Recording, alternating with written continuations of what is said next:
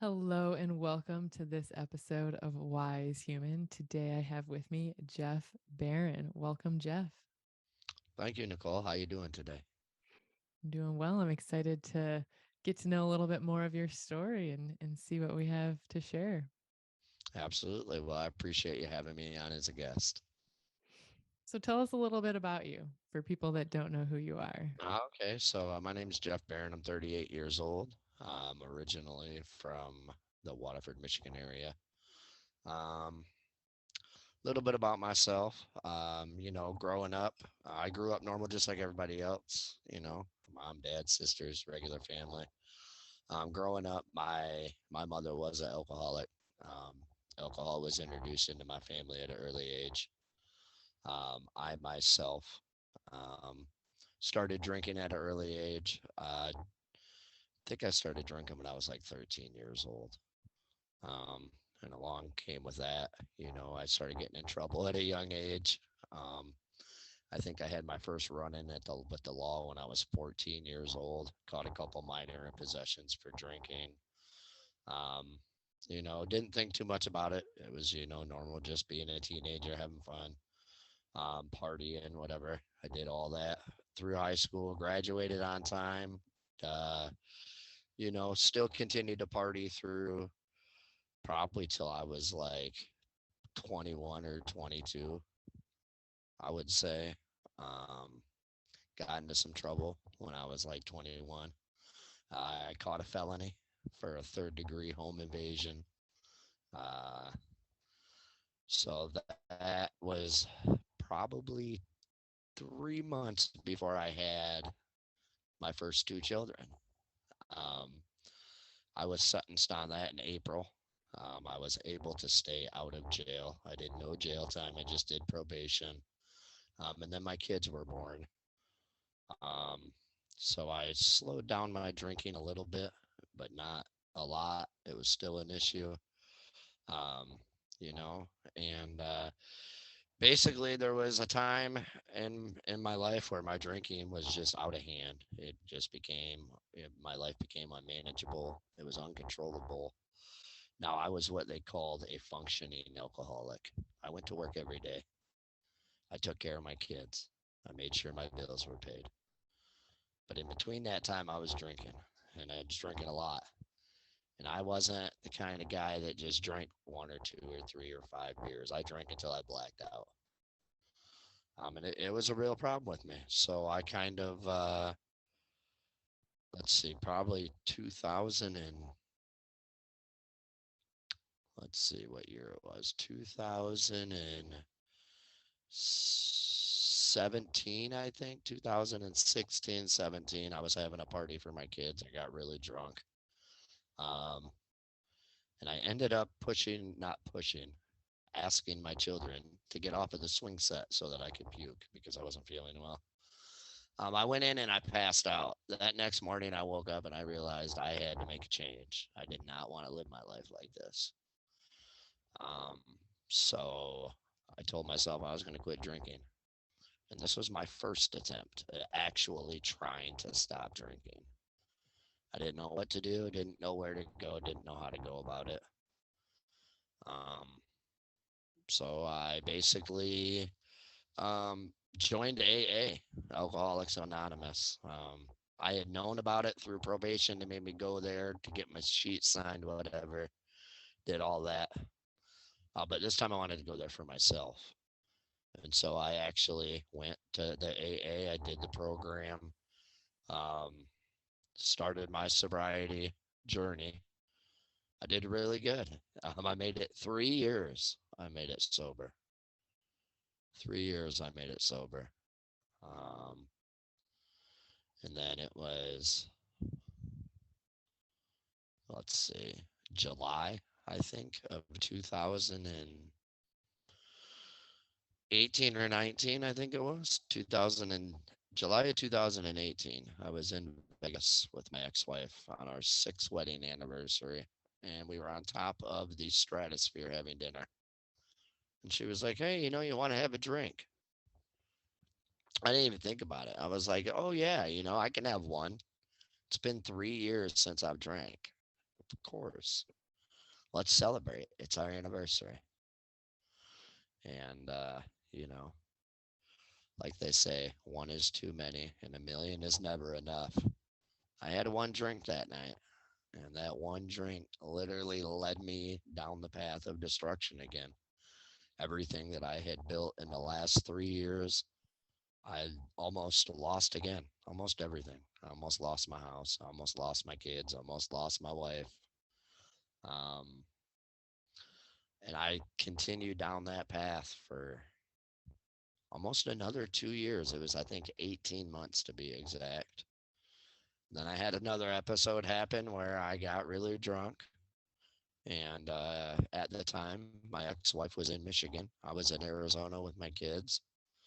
And I was drinking with my barber. And we drank probably till like 7 in the morning. And when I finally fell asleep, I passed out. And I woke up the next day and it was like 4 o'clock in the afternoon. And I'm like, oh my God. Well, I was the only one that was home with my kids. My children at the time were maybe 7 and 5, I think. And well, they were home alone all by themselves from whatever time they woke up. I'm sure it was early. They're kids, probably 8 o'clock. Um, and they were home alone by themselves for 8 hours while I was sleeping. Um, and I woke up morning again, told myself, I'm never doing this again. I'm going to try this sobriety thing again. But I learned from my first time that I just can't drink. I truly am an alcoholic. There is no social drinking for me. I can't just have one. Um, so I started my journey again the same way I did last time. I was in AA heavy for the first probably year or so that I was sober. Um, but this time I actually took the steps. I worked the program. I did the sponsor. I learned the steps. I learned more about digging into myself, evaluating myself, my life, and I learned to forgive a lot. I learned to try to make amends with the people whose I may have harmed or damaged in my drinking days. You know, um, so that's kind of where I'm at. I actually will have 3 years again. Almost 1 month from today, July 30th, will be my 3 years again, alcohol free. Um, and I'm just gonna, well, like they say, one day at a time. Yeah. Congratulations on getting to this point again and you know realizing that you want to make a change and live a different life and doing it two times. I know most people relapse when they go into um or when they start on the sobriety path. What led to that, do you think? Like the one drink? So it's kind of weird. Like, I don't think it was anything that really led to it. I think it was more of myself, uh, basically letting my guard down. Like, I thought in my head, okay, well, I have 3 years of sobriety, so one drink is not going to hurt me. I guess I really didn't realize that, like, some of the things I learned in AA, that one drink is one too many and a million are never enough. Like, I guess I had not yet personally experienced trying to go back out and drink, and then seeing if I could be that social drinker or whatever. So I think that that is, uh, you know, really, really played a big role into, part of it. Another part of it was just, I don't know. I think it was more of the aspect of like having fun, being there on my wedding anniversary kind of thing. But there wasn't like, it's not like I was depressed. Most people when they relapse or whatever, things aren't going well in their life, or they're, you know, they're depressed, or, went through a bad breakup or going through divorce, or it wasn't anything like that for me. It was just a random, hey, you know, let's celebrate my wedding. And then boom, it just took off from there.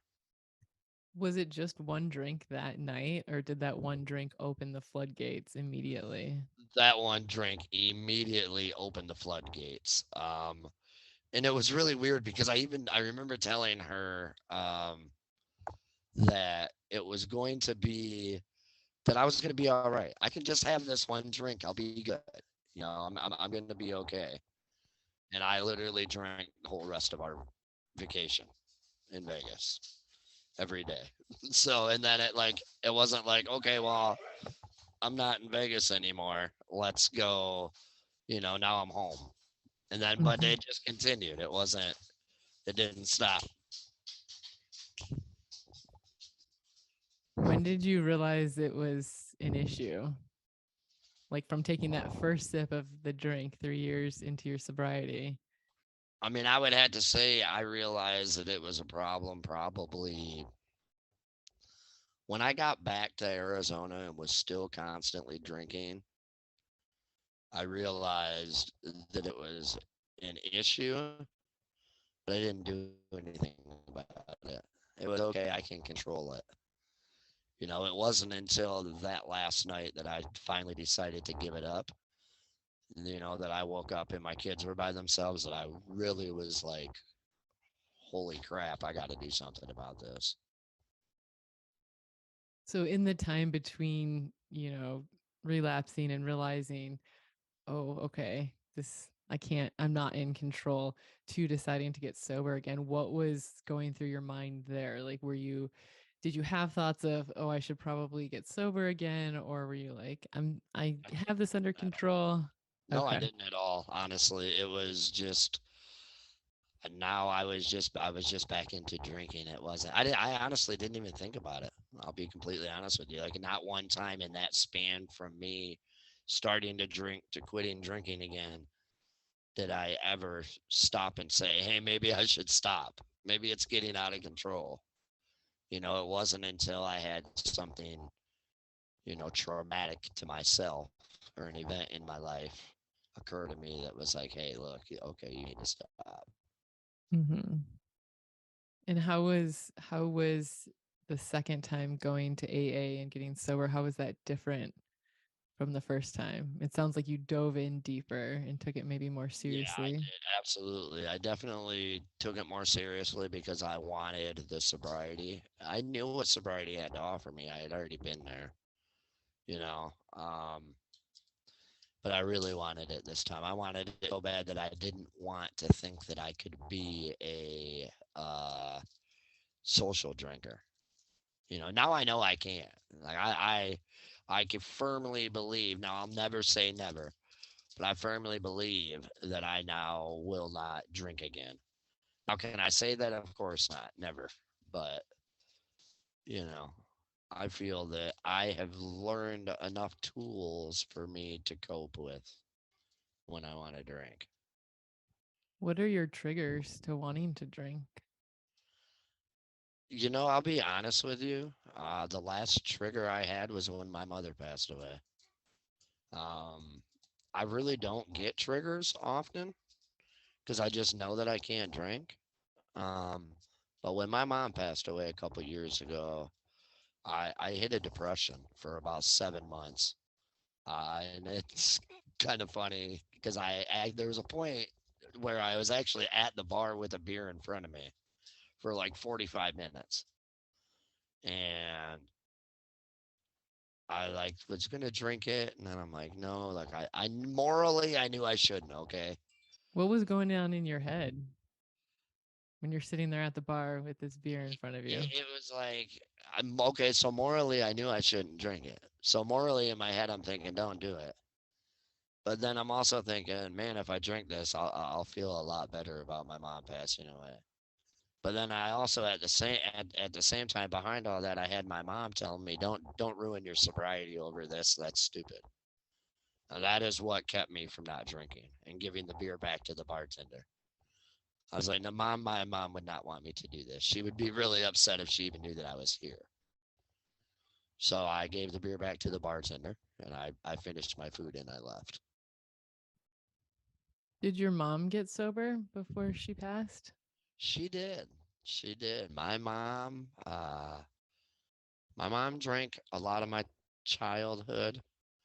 It was really bad when her and my dad split in 96. From like 96 to 04, 07, even 08, 09. I don't know what year exactly, but it was bad. But she did. She got sober. She was probably sober about 12 years before she passed. So, What a great example. yeah, yeah. I seen that she could do it, and I know I could do it. I just had to put forth the effort. Mhm. Make that decision for yourself versus anybody else. Yeah, see, and that's something, yes, you have to do things for yourself. You can't do things for other people, especially sobriety. I have a dear cousin of mine who is currently in the process of getting sober himself. He just got himself off of the streets of Tennessee after 2.5 years of being homeless. And he is now almost 6 months sober. Um, and I'm actually gonna hook you up with him, Nicole, because he has a really interesting story. Um, Okay. Crazy interesting. And he's doing well now. He's sober. He's in a sober living home. He lives got a job, doing good. You know. Um, so yeah, I'll pass him along to you too. He'll be fun to talk to. Excellent.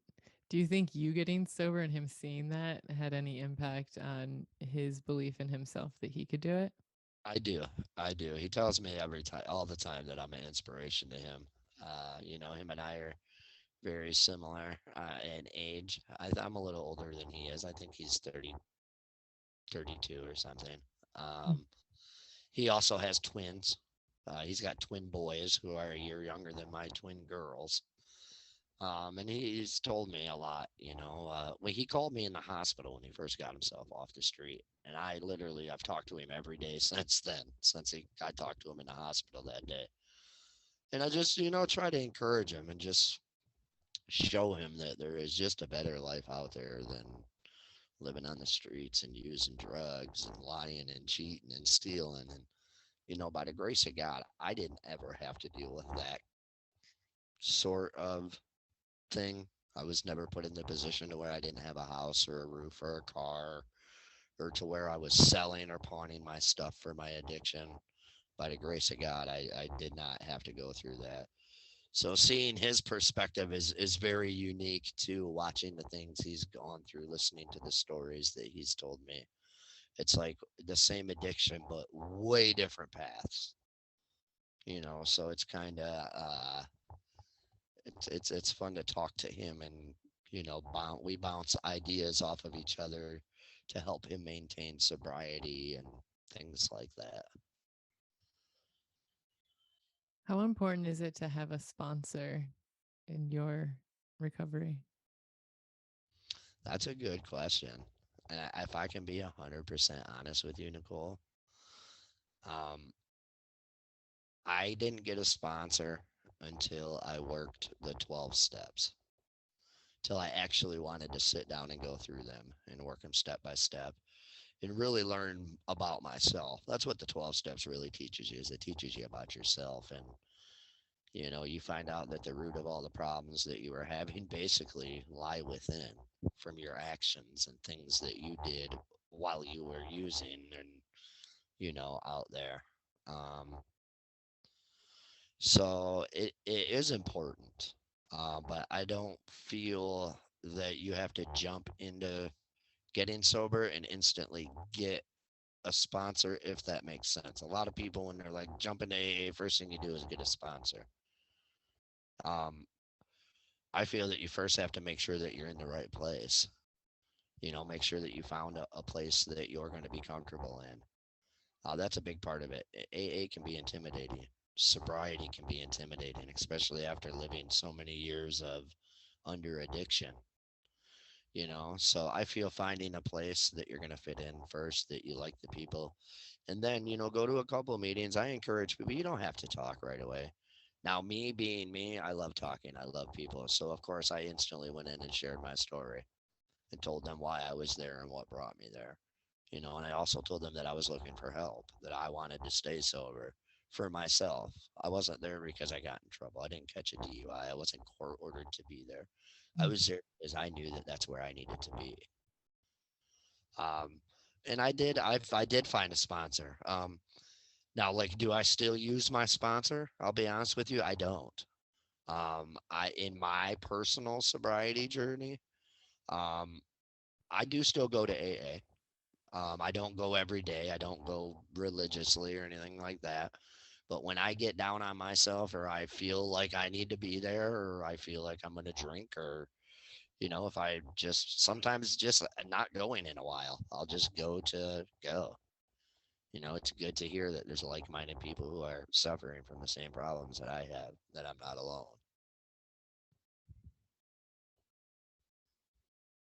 When you do have that, urge, is going to AA that's how you overcome it, or are there other tools that you have as well, and what are they? I mean, I have a whole toolbox full of tools that I use. AA does help. Is that my go-to? No. Honestly, I like to write. I use writing as a tool. So if I get urges, I'll write stuff down. Well, why am I feeling that way? Maybe things that have happened that day or in the past week or whatever that could possibly be making me feel that way. And I get them out that way, um, mostly, to be honest with you. What has your internal journey been? What have you learned about yourself throughout getting sober? I'm a stubborn motherfucker, man. I am super stubborn. Um, if I would have listened to people, my journey probably would have been 1,000 times easier than what it has been. Um, but I'm stubborn, man. I have to learn things the hard way. Uh, but since I have like learned and used these tools, I mean, it's taught me more about myself as a person. Um, as far as what I can really accomplish without alcohol, it showed me how bad really alcohol brought down my life and the things around me, like being sober and not having to worry about uh being drunk or whatever. I get a lot more accomplished, more energy, more focus. um my drive and willingness to do things is just higher, you know um it's just been all around, it's just been better. What's the biggest thing that you've changed about yourself in this journey that's allowed you to stay sober? Not caring what others think and not worrying about things that are out of my control. It's probably the biggest one. Learning to not worry about things that I can't physically control. Um, takes a lot of stress off your life.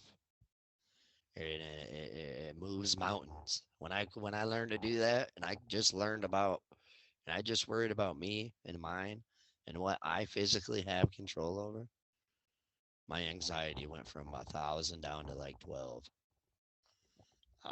And that's probably one of the biggest one is I would say that just learning that you can't control everything. Stop worrying about things that you don't have control over.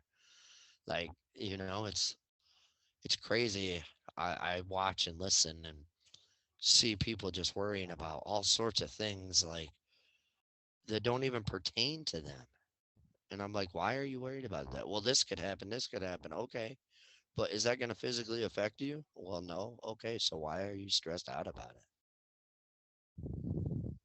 I don't know. It's just I've learned to I remain calmer. I'm not as uh, you know I've learned to see things from other people's perspective. Learn that it's not just through my eyes, that it's through, you know, I'm not everything obviously I'm not right all the time, and my opinion always isn't right. So listening to both sides of a story and learning the facts before making an assumption or a judgment, I guess. Um, those were a couple things that I've learned. How do you make those shifts? How do you change the mindset of being concerned with the external and bringing it into just what's truly important to you and what you have control over? I cut a lot of people out. My circle went from really, really big to really, really small. Um, anything that is toxic to me, I cut out. If it didn't and this is gonna sound selfish, but for me, if it didn't bring value to my life, it's not worth it to me. You know what I mean? Like if you're not if you're not trying to love me, help me, and see me succeed, I don't need you in my life. I don't have time for negativity, negative people. I've really, really, really slimmed down the people that I hang out with.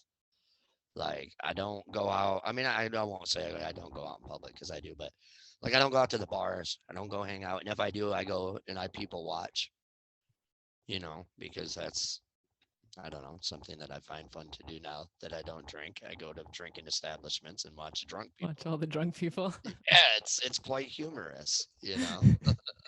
I'm like, man, Remind you why you're sober. 100%. Like, man, I used to be that idiot. you know. Um, yeah, Yeah. People that hold you back and tie you down, definitely, you can't get to the next level of life if you're holding on to those relationships. And I think sometimes it's challenging to let go of people that you thought were going to be in your life forever, but you can't get to your next level if they're still like this anchor pulling you back. that's so right too, and it's weird too because you think about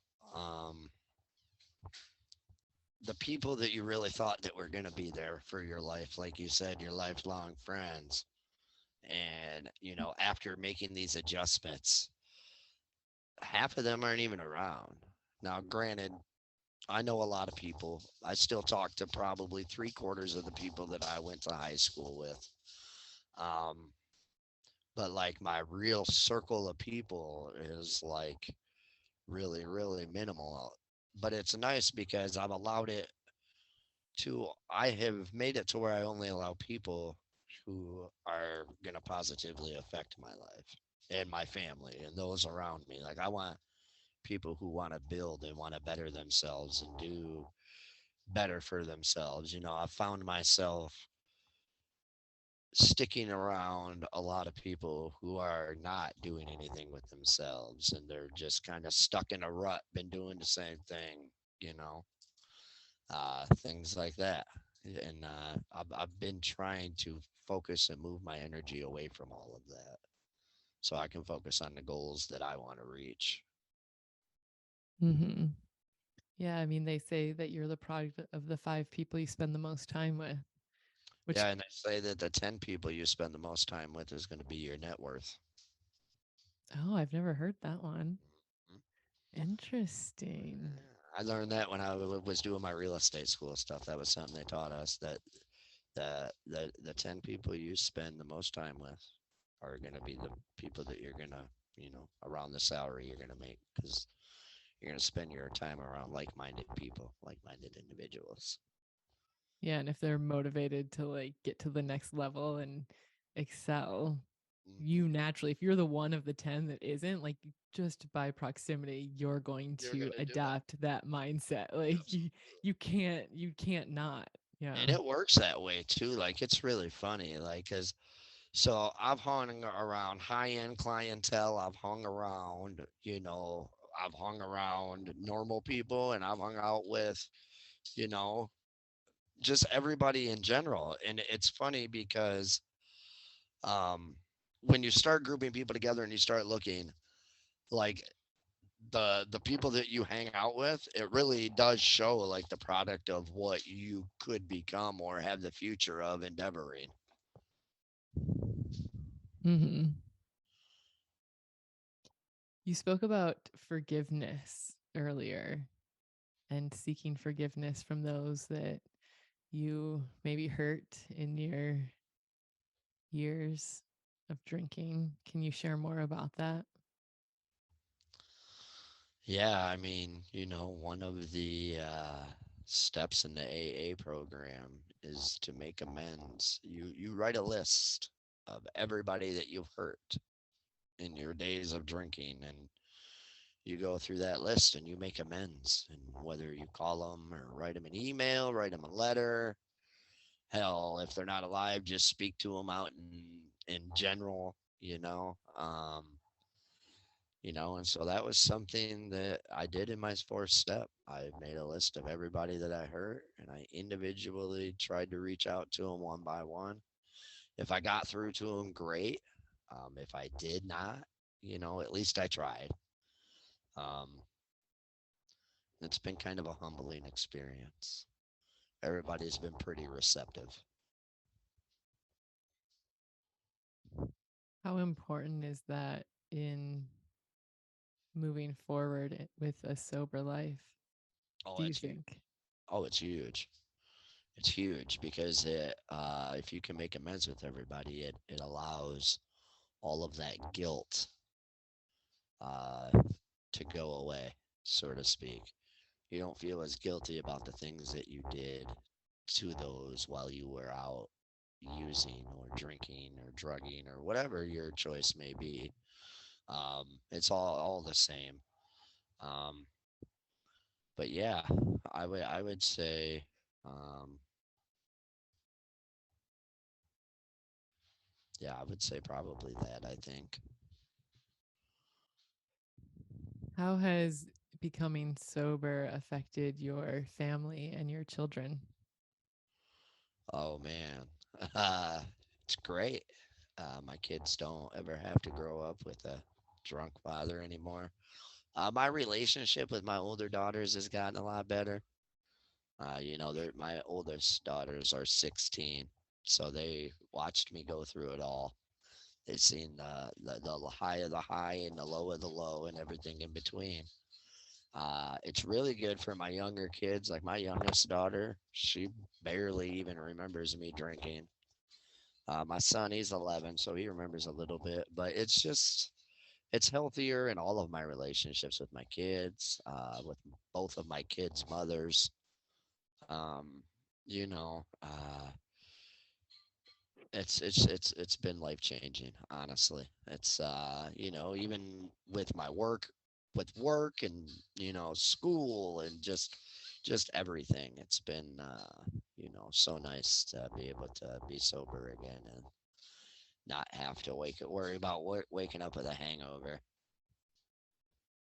How do you or do you talk to your kids about it, about alcoholism and addiction, or do you I not? am And I am an open book. I tell my children everything. My children know about all the drugs that are on the streets. They know what they do. I have a lot of tattoos for a lot of friends of mine that have passed away. They know that all of my friends have passed away. They know how they all passed away. I am very open.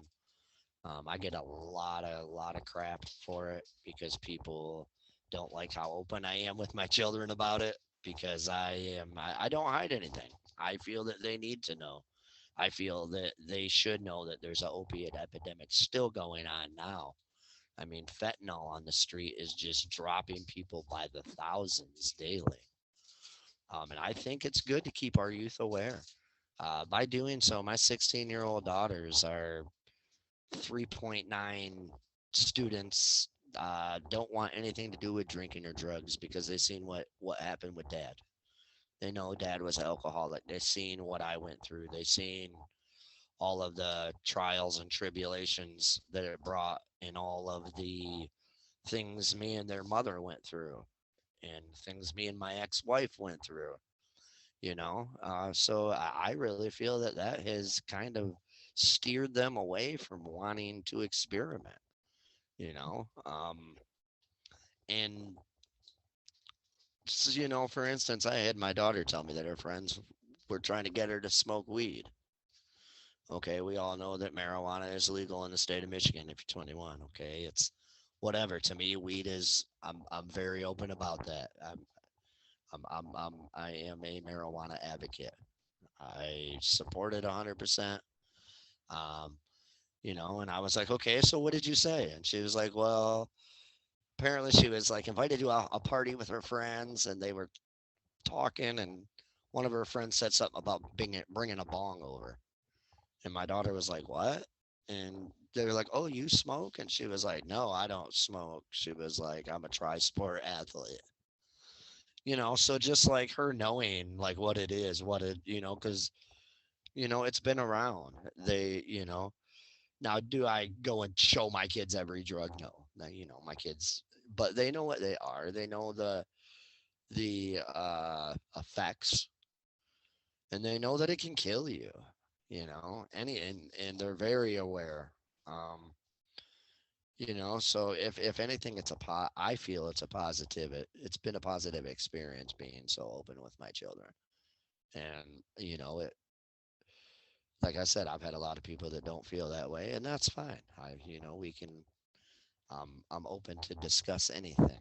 I see all views of it. But me personally, with my experience, with all of my friends that have died from drug overdose, I feel that it needs to be talked about. I feel that it's put on the back burner too much. Even now, even with all of all of these organizations and this and that, they're still not really doing anything to help prevent this opiate crisis. But again, what can you really do? How are you going to stop it? That's a whole nother topic. You know what I mean? Like, Yeah, and it sounds like with being so open with your children, they feel comfortable with you coming to you and sharing anything, that they came to you and said, "Hey, my friends are having this party and they're asking if I'm going to smoke weed." Like that's a beautiful relationship to have. yeah, definitely. And it is very nice because I don't have to worry about what my kids are doing. Like, I You know know. that my daughters are not out partying. They're not out getting high. They're not out having sex. They're not out, you know. And I also understand that they're 16-year-old girls. So maybe eventually some of those things may happen. And I get that. And I talk to them about all that. Like I said, I'm super open. So I talk to them about everything. Like, they've literally anything they can come to me, and they know that. And they do. We have a really good relationship when it comes to things like that. There's things that they've told me that they probably never told anybody else. And that's fine. And I want them to be able to come to me and know that, look, I'd rather you be honest and tell me what's going on than you get in trouble doing it being stupid and then I find out. Because now I'm going to be more mad. Like, if you would have been called me and say, hey dad, I'm at a party. I had a few drinks. I'm drunk and I don't want to drive home, or I can't drive, or I don't have a ride home. Cool, yeah, I'm going to yell at you on the way home for being an idiot and drinking under the age. But I'm also going to respect you a lot more for calling me and letting me come pick you up, knowing that I can be your safe ride home. I remember one time when I was living with my stepmom for the summer, my dad and my stepmom, and she said to me, I was going out, and she's like, if you need a ride home because you're drunk or whatever, no questions asked, I will come pick you up anytime, anywhere. And that just felt so safe and secure, like knowing that I wasn't necessarily going to get in trouble for being in this situation. I could call and it was like a safe space. Yeah, absolutely. And I feel that it's really important for kids to have that. So, like, going back to with my mom being an alcoholic, growing up, after my parents got divorced, I really didn't have rules.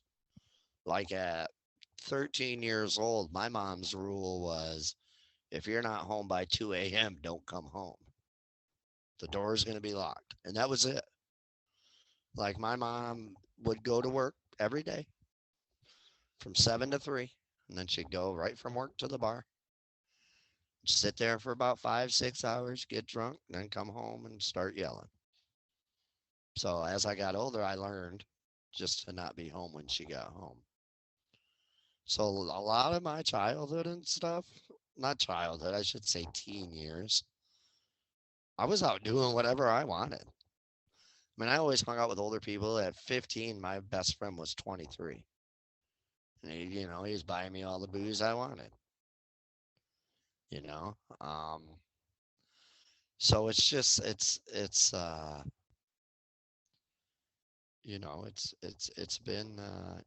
been really, really nice having the relationship with my kids that I have, knowing that they can come and talk. And even my son, my 11-year-old, he's getting to the point to where he's starting to, want to talk about things and stuff like that as well. Yeah.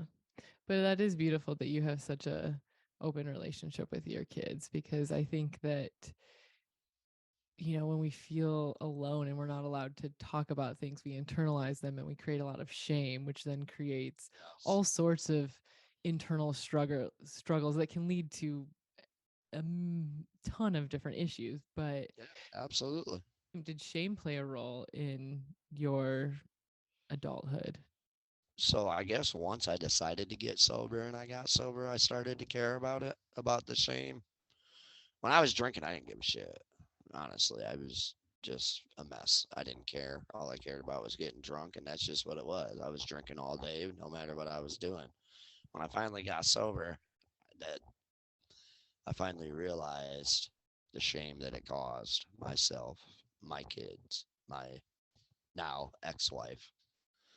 Um, in the people around me. Like, it doesn't just affect myself, it affects everybody around me, and not just my wife and my kids and my immediate family, but it affects my family in general. If I'm out making an ass of myself, that's putting my family name out there. you know Not that was out doing, like, I never did crazy things when I got drunk or went and broke the law or anything nuts. Well, minus that felony that I caught when I was 21. I was drunk when that happened. Um, but you know, so I definitely feel that it's played a role. When you were drinking, why were you drinking? Like, what was the underlying of it? I just drank to drink because I liked it. I lived in Arizona and it was 100 degrees every day. So what do you do when it's hot out? You drink, right? Mm-hmm. That's all it Mm-hmm. was. It wasn't like I wasn't depressed. I'm sure, you know what though? I mean, I'm sure if I really dug deep, there was probably some depression there. Me and my wife were going through issues, you know. But those issues were probably stemmed from my drinking. You know what I mean? So, I'm sure if I really dug deep, I'm sure there was underlying depression issues and things like that that led to me drinking that way. Um, things were going okay, like work wise and stuff. So it wasn't that. My marriage was kind of on the rocks. That could have had something to do with it. Mm-hmm. But I don't fault any of that. Like, I don't blame certain issues for me drinking. Like, that was my choice. I chose to get drunk because I wanted to. Mm-hmm. And as an adult, I have that choice. Now I know that I choose not to drink because I don't want to. you know. Yeah, taking responsibility. Yeah, and that's a big part of it, was taking responsibility for my actions. Not blaming others was huge. I put so much blame on my ex-wife for a lot of things, a lot of things. And now looking back at it, I'm like, okay, she deserves to be blamed for a few of those things, but probably a good 40 to 60% of them were caused by my actions. So getting sober has helped me really, really. just accept responsibility for what's going on. What's next? How do you move forward and continue on this path of sobriety? One day at a time, Nicole. One day at a time. I wake up every morning. I thank God for another 24 hours. And I just try to be a better version of myself than I was the day before. You know, just try to spread awareness. I have a TikTok that I use. It's at Lambo Kid, LAMBEAUKID 413. Um, I spread a lot of motivational things on there, a lot of journeys about my sobriety. Um, you know, I really just try to be positive. Um, my grandfather, uh, he just always told me, just be positive. Just try to be the best version of yourself. So that's really what I've been working on this last 3 years when I quit drinking. I've been working on myself tremendously, just improving myself, figuring out my faults, trying to better, me as a father, as a brother. I'm currently single, so I don't have to worry about the husband part. But just being better in relationships in general. Um, I decided to get back into school. I'm going to school for sports broadcasting, so that's been consuming a lot of my life and helping keeping me on the straight and narrow. Just spending time with people, that I like to be around, that I enjoy being around, that enjoy being around me.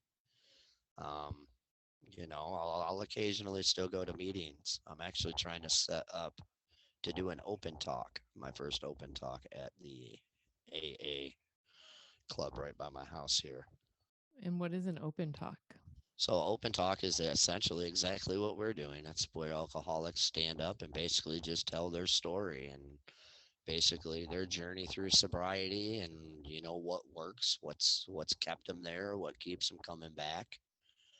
Um, they wanted me to do it last year, and I just wasn't in the right place. I wasn't ready to get up and share my story because really last year I didn't know if I was going to stay sober.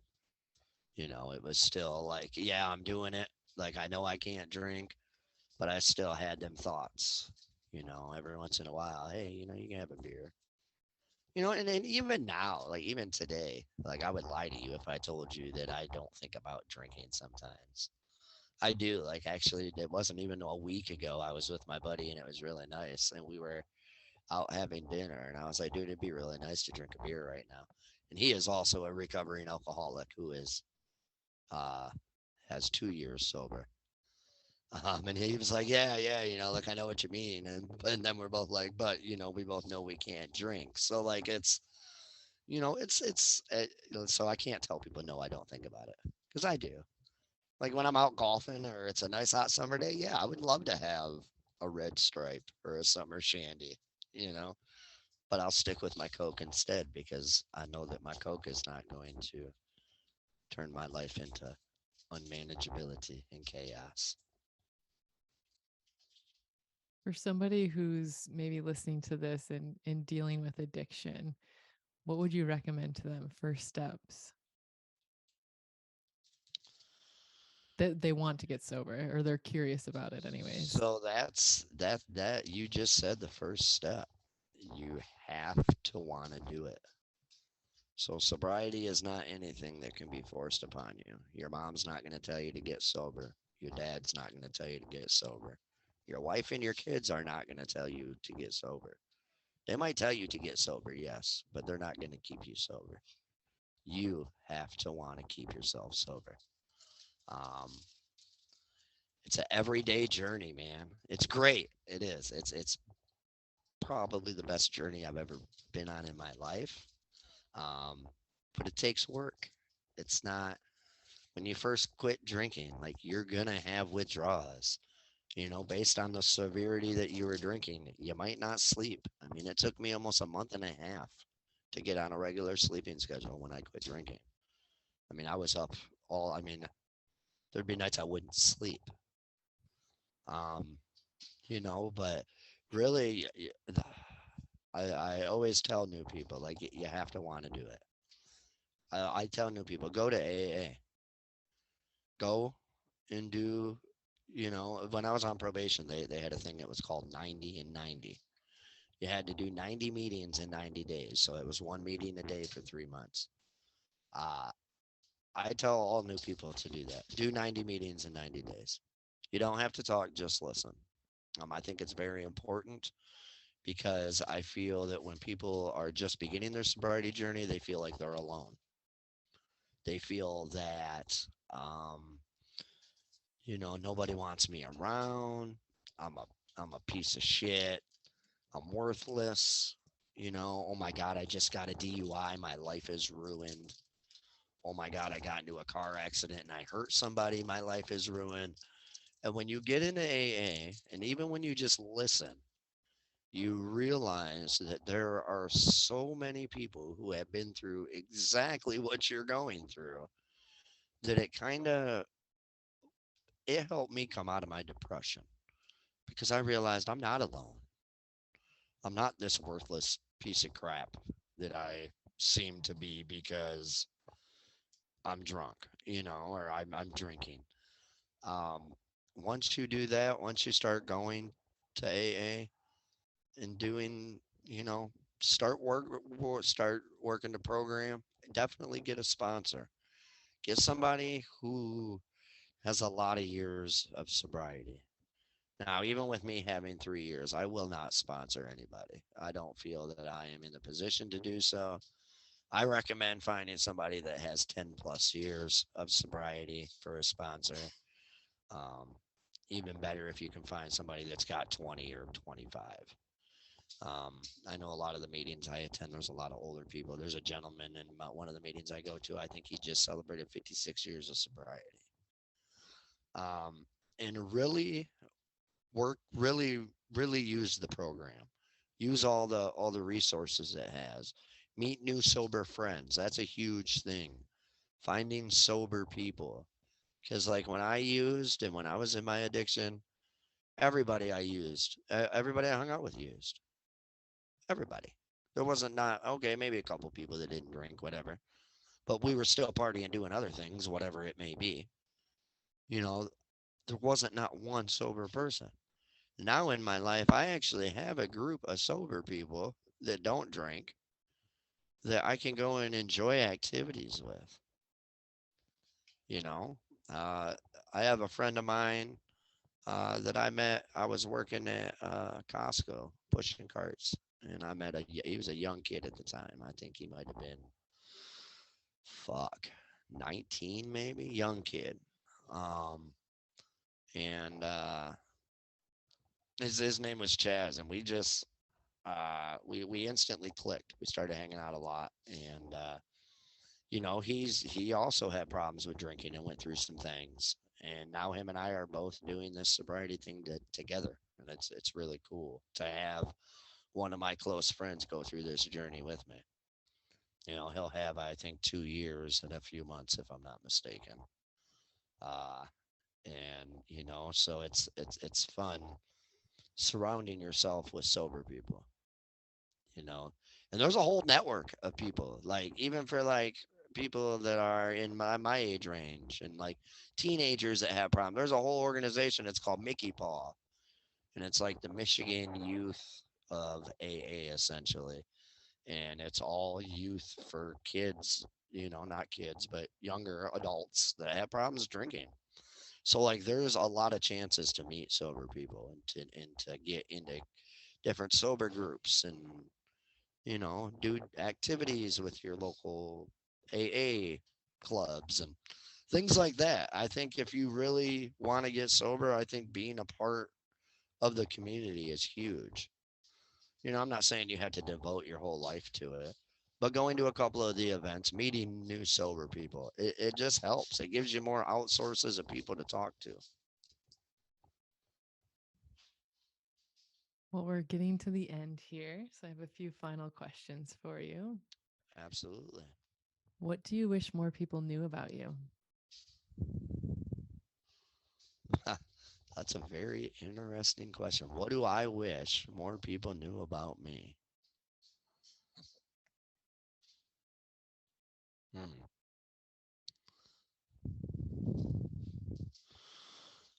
I guess really like the things I like people to know about me is, I mean, I just like to have a good time, man. I like to be positive. I like to spread positivity. I like to use what I have learned in my life to help others. I'm a very giving person. I'll help anybody that I can, if I have the means or the resources to do so. Um, and that I just, you know, I want the best for everybody. I want to see everybody succeed. I want to see everybody conquer whatever feats they have put in front of them. What is your current motto or mantra?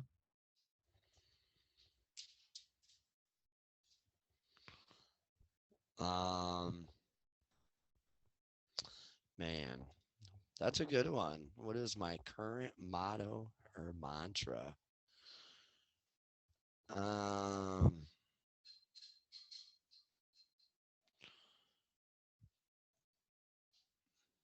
I'll use one that a buddy of mine, a late friend of mine, Dave Van Rokel, used to say to me all the time. And he said, "Do it to it like Sonny Pruitt used to do it." I think that's a good motto because I think, if you really want to do something and you put forth the effort and you learn all the skills or whatever it is needed to do it, that you can do anything that you put your mind to. And that's essentially what that quote is saying. Do it to it like Sonny Pruitt used to do it. If you could tell every human on this planet one thing, what would it be? Love everybody. Love everybody.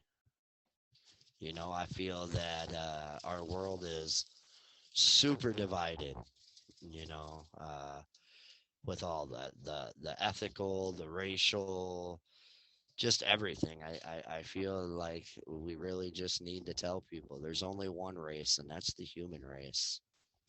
And I think if everybody were to understand that and live by that motto, yeah, I think that there would be a lot less hate in the world.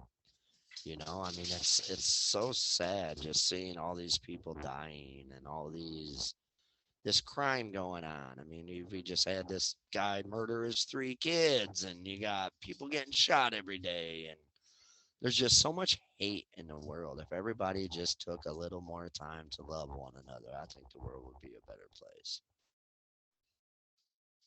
And how can people get in touch with you? You mentioned your TikTok. Is there any other? Yeah, I'm on Facebook. You can look me up on my name, Geoff Barron. I think there's a parentheses that says Ginger. It's a picture of me and my kids. TikTok. I am on Instagram. I don't use it much, but I am on Instagram. Um, and what is the other one? There's one more. Twitter. I'm on Twitter too. It's at Geoff Barron two, I think, for my Twitter. Okay. But mostly TikTok or Facebook Messenger. If there's anybody that is out there struggling that does happen to hear this, if you want to get in touch with me, you can get in touch with me there. And I have no problem giving my phone number to Nicole. Nicole is free to give my phone number out to whoever. If anybody calls her and says, "Hey, I want to get in touch with this guy for any reason," I will leave that information with Nicole. You guys, my phone line is open 24 hours a day, 7 days a week, 365 days a year. If you are struggling, if you need somebody to talk to, if you feel that you're alone, you're down, you're depressed, you feel that nobody's there for you, you're wrong because I am. I will be here for everybody. Even if I don't know you, that's okay because I know what it's like to not have people to feel that nobody's there for me. Um, so yeah, you guys, I hope somebody listens to this and takes just a little piece of something with them. Nicole, I would like to thank you from the bottom of my heart. Thank you so much for allowing me this opportunity to be a guest on your podcast. I thoroughly did enjoy myself. Thank you so much. You're a wonderful host. I'm so happy to see that you're doing well and that things are going well for you. And God bless you and your family as well.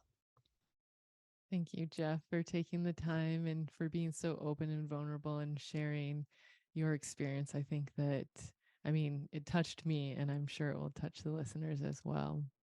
Well, I appreciate that, Nicole, and you have yourself a blessed evening. You too. Until All next right. time. If you enjoyed this episode or found value in it, I invite you to like, leave a 5-star review, or share with a friend. And be sure to subscribe so you don't miss future episodes. Thank you, beautiful human, so much for helping spread the word. Blessings to you. Until next time.